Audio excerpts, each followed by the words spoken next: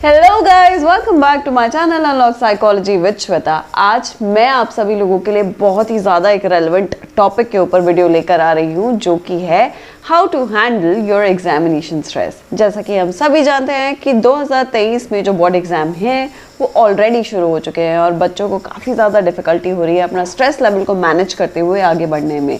तो ये जो वीडियो है ये आप सभी लोगों को वो टॉप 5 टिप्स देने वाली है जिसमें आप अपने आप को किस तरह से मैनेज कर सकते हैं ड्यूरिंग योर एग्जामिनेशंस, वो जान पाएंगे। सो चलिए without wasting any further second let's begin with the video. तो गाइस, फर्स्ट टिप आता है टाइम मैनेजमेंट। क्या होता है कि अक्सर लोग बोलते रहते हैं टाइम मैनेजमेंट करो, टाइम मैनेजमेंट करो, टाइम मैनेजमेंट करो, बट उसके अंदर वो चाहते क्या हैं या वो कहना क्या चाहते हैं वो एक्सप्लेन नहीं कर पाते हैं। So let me tell you all guys कि जब हम कहते हैं कि टाइम मैनेजमेंट करना है आपको, उससे हमारा सिंपली ये मतलब होता है कि आप कब खाएंगे, आप कब उठेंगे, आप कब सोएंगे, आप कब कितना पढ़ेंगे, आप कब एक्सरसाइज भी करेंगे फॉर दैट मैटर। उसका एक लमसम या एक रफ रिकॉर्ड होना चाहिए या एक रफ टाइम ड्यूरेशन होना चाहिए जो आपको फॉलो करना चाहिए, क्योंकि उससे क्या होगा कि उससे आपका एक प्रॉपर टाइम स्केड्यूल बन जाएगा and you would be able to complete all your targets within the time limit. Also, जब आप टाइम मैनेजमेंट के लिए अपना रूटीन सेट करते हैं तो आप इस चीज़ को ज़रूर ध्यान में रखें कि आप बहुत ही रियलिस्टिक टारगेट्स या रियलिस्टिक गोल्स को साथ में लेकर के चले,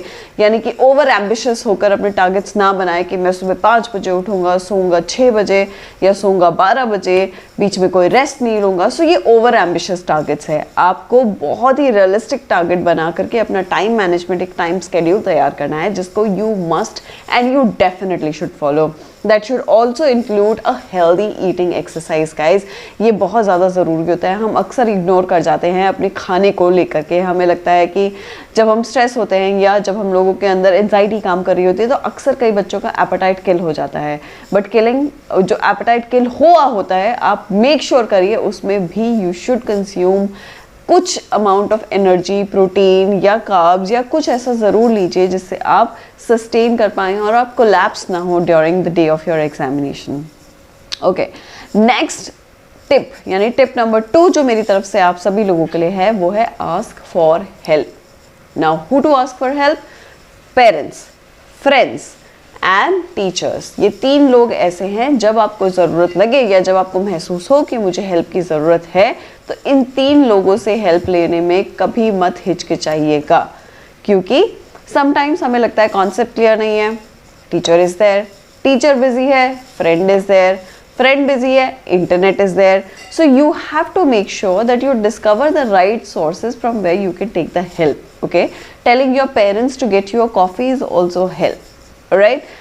या अपने पेरेंट्स को spending 5 minutes of quality time is also asking for help. When you're stressed, speaking to them is also asking for help. So guys, help कई तरह की होती है। Don't just think कि पढ़ाई में ही हमें help लेनी है। कभी भी जब अपने emotions को settle down कर लेते हैं तो वो भी एक तरह की help ही होती है।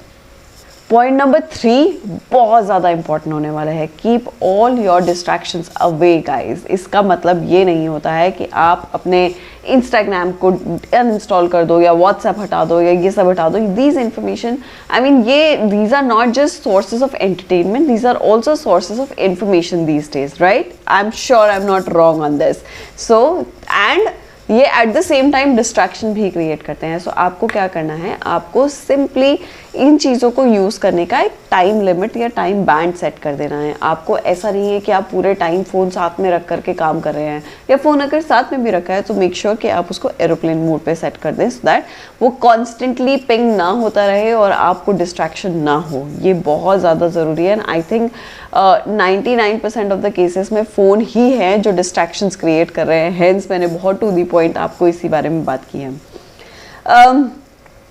4th इंपॉर्टेंट पॉइंट ये आता है गाइज, आप अपने आप को इमोशनली सेटल कर सकते हैं ड्यूरिंग योर स्टडी टाइम जब आप इनफ और सफिशिएंट ब्रेक लें। ये बहुत ज़्यादा ज़रूरी है। अक्सर हमें लगता है कि एक स्ट्रेच में स्टडी कर लेनी चाहिए, बहुत सारा पढ़ लेना चाहिए, 4 घंटे पढ़ लेना चाहिए, 10 घंटे पढ़ लेना चाहिए, but that's not a fact guys.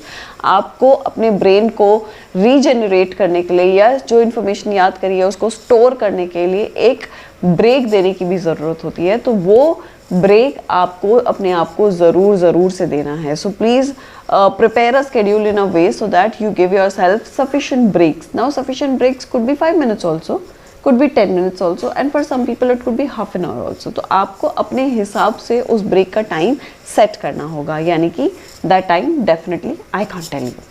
Okay, last but certainly not the least, यानी कि टिप नंबर 5. टिप नंबर 5 है क्रिएट स्टडी वाइब्स. ओके, ये बहुत ज़्यादा ज़रूरी है कि आपको जहाँ भी आप जब भी पढ़ रहे हैं, जिस भी समय पढ़ रहे हैं, जिस भी वक्त में पढ़ रहे हैं, जिस भी एम्बियंस में पढ़ रहे हैं, you have to create the vibes.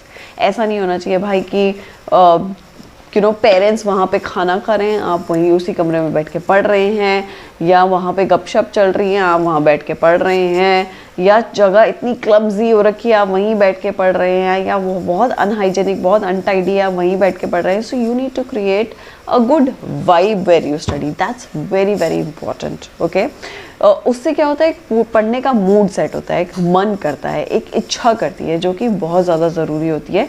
So hence I am gonna tell you, create your study vibe, right. On that note guys, I am assuming कि आपको इस वीडियो से बहुत हेल्प मिलेगी और आप सीख पाएंगे कि आप अपने आप को किस तरह से इमोशनली मैनेज कर सकते हैं during the peak examination time.